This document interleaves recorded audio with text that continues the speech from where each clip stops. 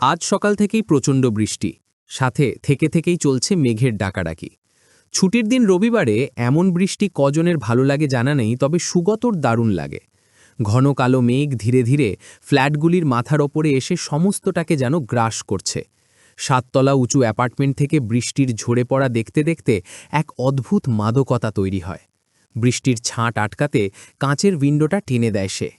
দূর থেকে চোখে পড়া পান্থ কলাগাছের পাতাগুলি যেমন বৃষ্টি ও হাওয়ার দাপটে এলোমেলো হচ্ছে, সুগতর মনও আজ এমন কলাগাছের পাতাগুলির মতোই বিক্ষিপ্ত হচ্ছে বারবার নানান চিন্তার দাপটে। উইন্ডচ্যামের টুংটাং আওয়াজ, পর্দা দোলা আর এই অবিশ্রান্ত বৃষ্টি ও অবসর সুগতর কিছুক্ষণ চিন্তা বন্ধ করে দিয়ে তাকে অতীতের ফেলে আসা দিনগুলিতে ক্রমশ নিয়ে আসছে। সুগত রায়চৌধুরী, পেশায় ইঞ্জিনিয়ার, এখন কাজের সূত্রে ব্যাঙ্গালোরে পোস্টিং। বছর ২-৩ হলো এই ফ্ল্যাটটি কিনেছে। এখনও অবিবাহিত, বয়স এই ৩০ ছুঁই ছুঁই। সুগত ভালো ছাত্র ও অধ্যবসায় থাকায় খুব তাড়াতাড়ি ভালো চাকরি, আবাসন সবকিছুর ব্যবস্থা করতে পেরেছে। সারাদিন তো কাজের মধ্যেই কেটে যায়, তবে ইদানিং সে লক্ষ্য করছে পুরনো অতীতের কথা বা ফেলে আসা দিনগুলি যেন চিন্তা করতে ভালো লাগছে। কেন এমন হচ্ছে? কদিন আগেও তো এমন হতো না। হয়তো বয়স বাড়ছে বলে। বয়স ও মনের এক অদ্ভুত খেলা চিরকাল চলে। যত বয়স বাড়ে মানুষ হতে থাকে একা, বিশেষত মন হয়ে যায় একা। বন্ধুরা হয়ে যায় সবাই নিজের কাজে ব্যস্ত, প্রিয়জনরাও একে একে মারা যেতে থাকে। মনের খোরাক মিটবে কি করে? যত বয়স বাড়ে মনের অ্যাডভেঞ্চার বা কিছু খোঁজাও বন্ধ হতে থাকে। জীবনের রহস্য আলগা হতে থাকলে জীবন সম্পর্কিত কৌতূহল ফুরোতে থাকে। আসলে মন হলো কিছুটা নদীর জলের মতন, খুঁজে বেড়ায় তার চলার পথের ঢালু জমি। এখন কোনো কিছু না পেয়ে সেই ফেলে আসা দিনগুলির চেনা পথেই একে বেঁকে বয়ে যেতে চাইছে। যদিও সুগতর কম না হলেও অনেক বয়স হয়নি, এখনই শুরু হলো এসব। হয়তো শুরু বয়স সে পেয়ে গেছে। কফির পেয়ালায় চুমুক দিতে দিতে সুগতর মনের বায়োস্কোপে একেবারে শুরুর দিনগুলি ভেসে ওঠে। সামনের কাঁচের উইন্ডোতে ব্যাঙ্গালোরের বর্ষণ ক্লান্ত ছবি যেন ধীরে ধীরে মিলিয়ে যেতে থাকে। তার বদলে ফুটে উঠতে থাকে লালচে প্যান্ট ও সাদা জামা পরা অবস্থায় প্রাইমারি স্কুলে যাওয়া। 10টায় ছুটির ঘণ্টা বাজলেই ছুটতে একসাথে বেরিয়ে আসা। কি আগে বেরোতে পারে সেজন্য তাড়াহুড়ো করতে গিয়ে দরজায় ব্যাগে ব্যাগে টক্কর। এরপর এক এক করে ক্লাস, একরাশ কষ্ট বুকে রেখে হাই স্কুল, তারপর যাদবপুর বিশ্ববিদ্যালয় থেকে স্নাতক ও স্নাতকোত্তর পড়া, প্রথম চাকরি, প্রথম স্যালারি। পরপর চলতে থাকা স্মৃতিতে যুক্ত হয় প্রথম প্রেম, সেই গোলাপি বিকেলবেলা, প্রথম হাতে হাত রাখা ও প্রথম দুটি ঠোঁটের মিশে যাওয়া, এবং বান্ধবী বিপাশার বাড়িতে কেউ না থাকার সুযোগে প্রথমবার সঙ্গমে মিলিত হওয়া।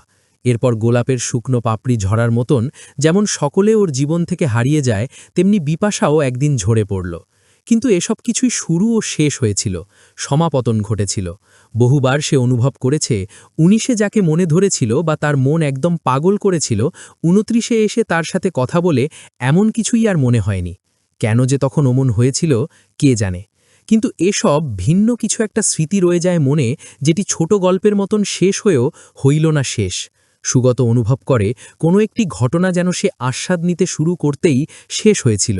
গলায় কাঁটা ফুটলে যেমন বারবার কিছু খেলেও সেই কাঁটা জানান দেয় সে এখনও যায়নি, সেই রকম ফিল করতে থাকে সুগত। বারবার চেষ্টা করে কোথায় আটকাচ্ছে সে।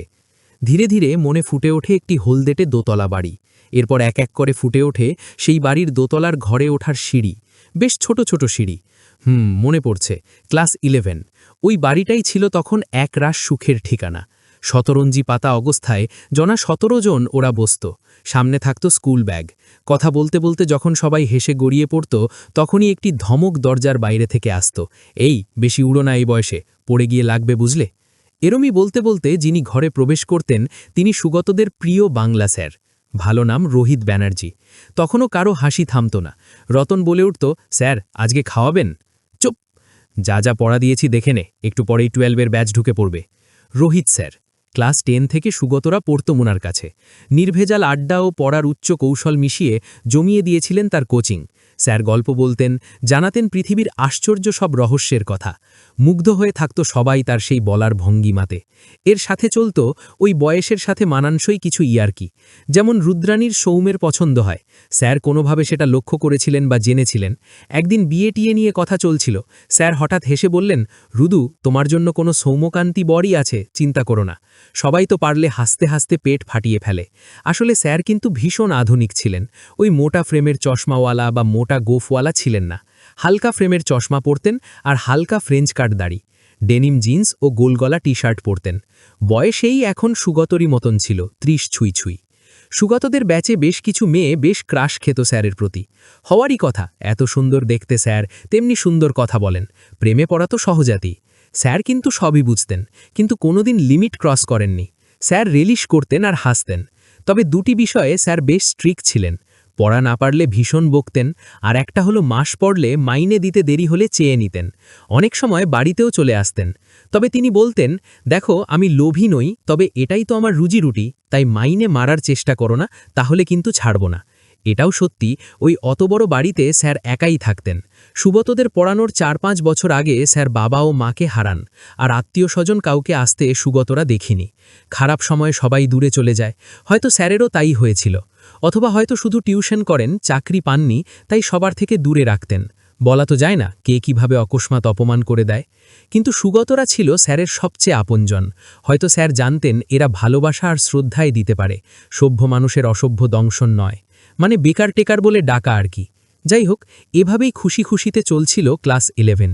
সমস্ত পড়ার ক্লান্তি যেন এখানে এসেই শেষ হতো। সেদিনও মঙ্গলবার ঘুম থেকে উঠে ভেবে খুশি হয়, আজ সন্ধ্যায় রোহিত স্যারের ব্যাচ আছে। সমস্ত পড়া করে দুপুরে খেয়ে যখন ঘুমাবে ঠিক করেছে, এমন সময় হন্তদন্ত হয়ে বাবা বললেন, সুগত, সর্বনাশ হয়েছে। কি হয়েছে বাবা? তোদের রোহিত স্যার কাল গাড়ি অ্যাক্সিডেন্ট করেছিল, আজ সকালে হাসপাতালে মারা গেছে। এক মুহূর্তে সব যেন ওলটপালট হয়ে যায়। কখন অজান্তেই কিশোর সুগতর চোখ বেয়ে নেমে আসে এক বিচ্ছেদের বেদনাঘন অশ্রু। স্যার নেই। সন্ধ্যায় বৃষ্টি মাথায় করে সবাই জড়ো হয় স্যারের বাড়ির সামনে। একটি খাটে ব্যান্ডেজ বাঁধা অবস্থায় ঘুমিয়ে আছেন রোহিত স্যার। অনেকেরই সজল চোখ।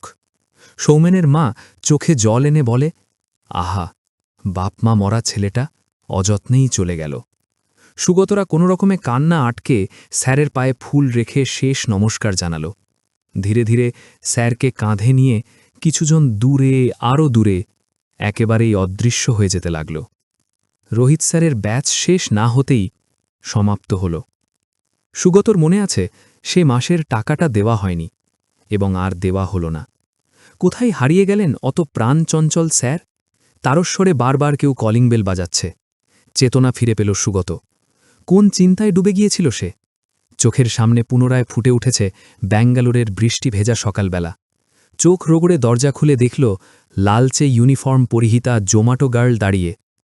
Sir, your order. বলে খাবারের পার্সেলটা হাতে নিল Sugata. Sir, please give us rate and bye sir. Okay, বলে দরজা বন্ধ করে দেয় সুগত।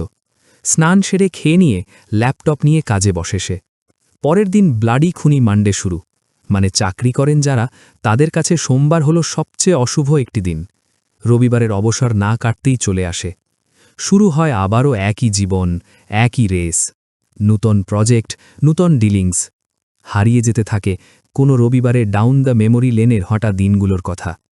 অসংখ্য রবিবার আসে যায়। সুগত আরও কাজে ব্যস্ত হতে থাকে। হঠাৎই একদিন ওয়েস্ট বেঙ্গলে কিছু কাজ করবার ফুরসত পায় সে।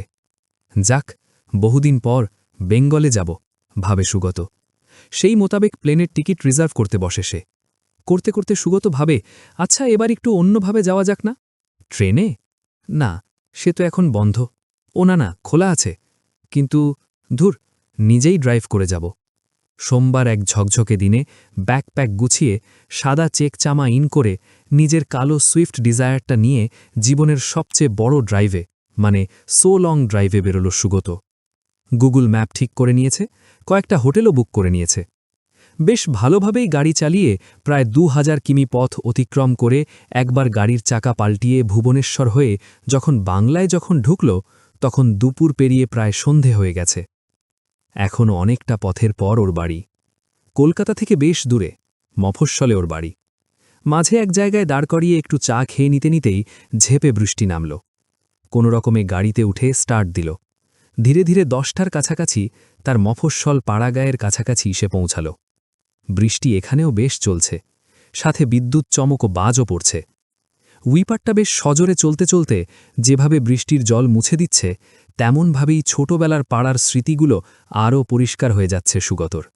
মুখে একটা মিষ্টি হাসি এনে রিমঝিম গিরে সাওয়ান গানটা গাইতে গাইতে ওদের পাড়ার কাছাকাছি আসতেই ওর ইচ্ছে হলো একটা সিগারেট খাওয়ার। চলন্ত অবস্থায় সিগারেট ধরাতে সবে যাবে, এমন সময় গাড়ির সামনে একটা কুকুর জাতীয় পশু চলে আসায় অতর্কিতে বসে ব্রেক কষতে চাই, কিন্তু ঠিকমতো সামলাতে না পারায় গাড়িটা প্রচণ্ড শব্দ করে ঘুরে গিয়ে অনেকটা এগিয়ে বেশ জোরে একটি বড় গাছে গিয়ে ধাক্কা দেয়। ও থেমে যায় এবং সাথে সাথে একটি বড় হর্ন বেজে ওঠে। এরপর সব ব্ল্যাকআউট। মিনিট 10 পর সুগত যখন চোখ খোলে তখন বোঝে তার মাথাটা স্টিয়ারিংয়ের ওপর রয়েছে আর বুকে বেশ লেগেছে। চোখ রগড়ে গাড়ির আলো জ্বালিয়ে দেখল গাড়ির সামনেটা দুমড়েছে, তবে ওর ব্যক্তিগত চোট তেমন অনুভূত হয় না। বৃষ্টিটা এখন বেশ ধরেছে, গাড়ির কাঁচের ভেতর দিয়ে বাইরেটা বেশ দেখা যাচ্ছে। ঝিঝি পোকার আওয়াজ ও ব্যাঙের কলতান শুরু হয়েছে। জায়গাটা ভালোভাবে ঠাউর করতে কাঁচটা নামাতেই সুগত লক্ষ্য করে সে একটি বাড়ির সামনে রয়েছে। আশেপাশে আর কোনো বাড়ি নেই। বাড়িটি দোতলা। দূরের একটি স্ট্রিট ল্যাম্পের আলোতে এই জনকীর্ণ বাড়িটির দৈনদশা বেশ বোঝা যাচ্ছে। পলিস্তারা খসে পড়েছে, অশ্বত্থের চারা আরও আগাছা ঘিরে ধরেছে। আরে, এটা তো রোহিত স্যারের বাড়ি, কি অবস্থা হয়েছে মনে মনে বলল সুগত। এরপর গাড়ি থেকে নেমে সেই বাড়িটির দিকে এগিয়ে চলল সুগত। মাঠের জল কাদা পার করে যখন বাড়ির সামনে এলো তখন আবার বৃষ্টি শুরু হলো। এ বাড়ির আনাচে কানাচে সবই সুগতর চেনা। এক দৌড়ে বাড়িটির রোয়াকে উঠে এলো সে। বুকের ব্যথাটা এখনও আছে সুগতর। একটু আড়মোড়া ভেঙে নিয়ে সেখানে দাঁড়িয়ে সিগারেট ধরানো। ধুমোগুলো গোল গোল করে ছাড়তে ছাড়তে সেই রবিবারের কথাগুলি ভাবতে লাগল। 15-16 বছরে কি অবস্থা বাড়িটার।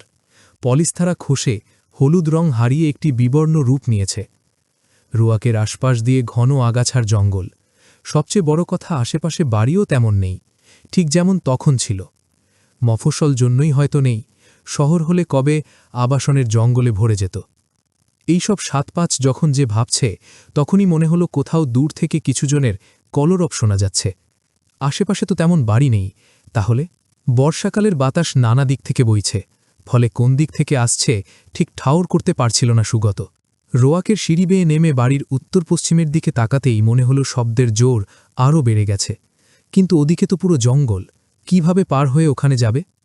সিগারেটটা ফেলে দিয়ে কিছুক্ষণ তাকিয়ে থাকল ওদিকে। হঠাৎই একসাথে বেশ কয়েকজনের হা হা হা হা হা হা হা হা এরম হাসির আওয়াজ পেয়ে সুগতর বুকটা ছ্যাত করে উঠল। সকৌতূহলে মোবাইলের টর্চ জেলে ঝিরিঝিরি বৃষ্টি মাথায় করে সেই আগাছার জঙ্গল ভেদ করে বাড়ির ভেতরকার দিকে আসতেই দেখল সেই টিনের দরজাটা ভেঙে পড়ে আছে। সেটি পার করে উঠোনে এসে দাঁড়াল। কামিনী ফুলের গন্ধে চারদিক ভরে আছে। পা টিপে টিপে পিছল বাঁচিয়েই সে উঠোনে এসছে। নিঝঝুম নিশ্চুপ হয়ে দাঁড়িয়ে বাড়িটি। স্যার চলে যাবার পর এভাবেই দাঁড়িয়ে। সাপ, খোপ, ব্যাঙ আর মশার রাজত্ব হয়েছে, কিন্তু আওয়াজ আসছিল কোথা থেকে? কিন্তু কিছুক্ষণ থেকেও আর কোনো আওয়াজ সে পেল না।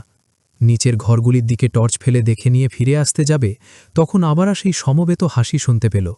অল্প বয়সী কিশোর কিশোরীদেরই হাসি। চকিতে ওপরে তাকাতে সুগত দেখল দোতলার সিঁড়ি ও লম্বা বারান্দার মাঝের তাদের পড়ানোর ঘরটা থেকে আলোর রেখা দেখা যাচ্ছে, আর মনে হচ্ছে এখানে থেকেই আওয়াজটা আসছে। উঠোন থেকেই দোতলায় ওঠার সিঁড়ি। উঠতে গিয়ে পুরনো অভ্যাসে সুগতর মনে পড়ে সিঁড়িগুলো ভীষণ খাড়া ও ছোট, ফলে সাবধানে উঠতে থাকে। যত উঠে তত ওদের সমবেত কণ্ঠস্বর স্পষ্ট হতে থাকে। রোজ কত কি ঘটে যাহা তাহা, এমন কেন সত্যি হয় না আহা, ঠিক যেন এক গল্প হতো। তবে শুনত যারা অবাক হতো সবে। দাদা বলতো, বীরপুরুষ পড়ছে, কিন্তু এখানে এখন কারা পড়ছে? আর যদি কেউ থাকে তাহলে এত জঙ্গল কেন? এসব প্রশ্ন ঘুরতে থাকে সুগতর মাথায়। সিঁড়ি পার করে যখন ওপরে ওঠে তখন আবার সব শান্ত। লম্বা বারান্দা, ঘন অন্ধকার, তবে সিঁড়ি ও বারান্দার মাঝের ঘরটি থেকে এখনও আলো আসছে। সুগত এগিয়ে দেখে ঘরটির কাঠের দরজা হালকা ভেজানো। আশপাশ এতটাই নির্জন যে সুগত নিজের নিঃশ্বাসের শব্দ শুনতে পাচ্ছিল। সিঁড়ি দিয়ে উঠতে হাঁপিয়ে গিয়েছিল। ধীরে ধীরে সে দরজার কাছে গেল। এরপর হাতটা দিয়ে দরজায় ধাক্কা দিয়ে দরজা খুলে সে দেখল শতরঞ্চিতে বসে আছে 16-17 জন তরুণ তরুণী। সবাই বইয়ের পাতায় নিমগ্ন, যেন ওকে কেউ দেখেইনি, জানেও না সুগত এসছে। এরা কারা? এবার ওদের একটু ভালোভাবে প্রত্যক্ষ করতে গিয়ে সুগতর পিঠ দিয়ে ঠান্ডা হিমস্রোত বইতে লাগল। মনে হলো সমস্ত দেহে যেন কারেন্ট বইছে। সুগত দেখল যারা বসে আছে সবাই ওর চেনা। সৌম্য, শাওনি, রুদ্রাণী, নবনীতা, রিয়া, সন্দীপ, রতন, এরাই তো ক্লাস 11-এর ব্যাচ। আর সবচেয়ে অদ্ভুত হল এদের সকলের মধ্যে হালকা ছাই ছাই রঙের জামা পরে ওদেরই বয়সী সুগত নিজেই বসে আছে। তারও মুখ বইয়ের পাতায় নিমগ্ন। এরপর সবাই একলয়ে ধীরে ধীরে সুগতর দিকে তাকাল। বিস্ফারিত চোখেও অকস্মাৎ এই অপূর্ব ঘটনায় কিং কর্তব্য বিমূঢ় সুগত চিৎকার করতে গিয়েও দেখল গলায় স্বর হারিয়েছে সে। এমন সময় তীব্র বাজ পড়ার সাথে সাথে সুগত যেন চেতনা ফিরে পেল। ও নিজেকে অন্ধকার ঘরে আবিষ্কার করল। তাহলে এতক্ষণ কি দেখল সে? একটু ধাতস্থ হয়ে মোবাইলে জ্বালতে গিয়ে দেখল চার্জের অভাবে সুইচড অফ হয়ে গেছে। কোনোভাবে সেখান থেকে বেরিয়ে সিঁড়ির দিকে সব পা বাড়াতেই তৎক্ষণাৎ শুনল তার অতি পরিচিত কণ্ঠস্বর, সুগত, আমার টাকাটা এনেছিস? পেছনে ফিরতে সুগতর মনে হলো বারান্দায় কেউ দাঁড়িয়ে। হঠাৎই বিদ্যুৎ চমকানো এসে দেখল ঘাড় বাঁকা রক্তাক্ত অবস্থায় স্বয়ং রোহিত স্যার দাঁড়িয়ে, আর সেই রক্তমাখা হাতটি সুগতর দিকে বাড়িয়ে দিয়েছে। ওরে বাবা গো বলে তারস্বরে চিৎকার করে কোনো মতেতে সিঁড়ি দিয়ে নেমে সুগত পালাতে থাকে। কিন্তু সহসা ঘটনা এসে বারংবার বেরোনোর পথ ভুল করতে থাকে। শেষ পর্যন্ত পাঁচিল টপকে এক ছুটে গাড়ির সামনে এসে এক ঝটকায় গাড়ির দরজা খুলে দেখে তারই মতো সাদা চেক জামা পরে কেউ স্টিয়ারিংয়ে মাথা গুজে রয়েছে। এ কে আপনি? সরুন বলছি বলে সেই লোকটির হাত ধরে টান মারতেই লোকটি পড়ে যায়। স্ট্রিট ল্যাম্পের আলোয় সুগত দেখে পড়ে যাওয়া লোকটি আর কেউ নয়, সেটি তারই দেহ। এটা কি হচ্ছে আমার সাথে বলে চিৎকার করে ওঠে সে। এমন সময় রাস্তার ওপার থেকে সে শুনতে পায়, বৃষ্টিতে ভিজিস না সুগত, এদিকে আয়। তোর কাছ থেকে মাইনে নেওয়া বা তোর মাইনে দেওয়া দুইয়েরই প্রয়োজন আমরা দুজনাই হারিয়েছি। সুগত লক্ষ্য করে দূরে ছাতা হাতে সেই ছোট্টবেলার সৌম্যদর্শন রোহিত স্যার দাঁড়িয়ে। কোনো বিকৃতি আর নেই। বৃষ্টির দাপট আরও বেড়ে চলেছে। সুগত দৌড়াল স্যারের দিকে।